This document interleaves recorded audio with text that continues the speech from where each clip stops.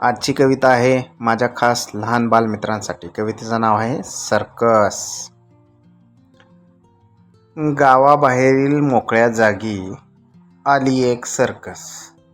गावाबाहेरील मोकळ्या जागी आली एक सर्कस. पाहून तिला बालगोपालांची पिकली की हो खसखस. सुरुवातीला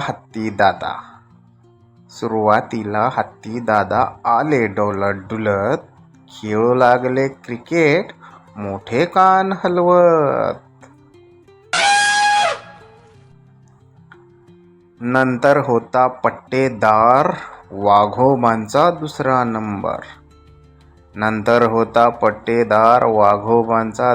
नंबर.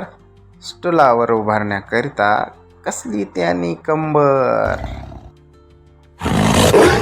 उड्या मारत इकडे तिकडे नाचू लागली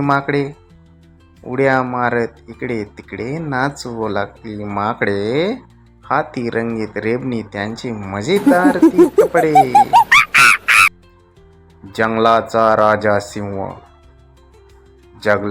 राजा सिंह आला नंतर ऐटीत. देता इशारा मास्टरने जाऊन बसला पेटीत.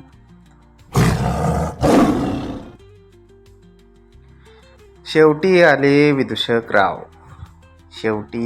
विदूषकराव स्वार होऊन सायकलवर. करू लागले कसरती दोरी आणि तारेवर. करामती पाहून पोरं जाम खुश झाली. आवरून पसारा सर्कस पुढच्या मुकामी गेली.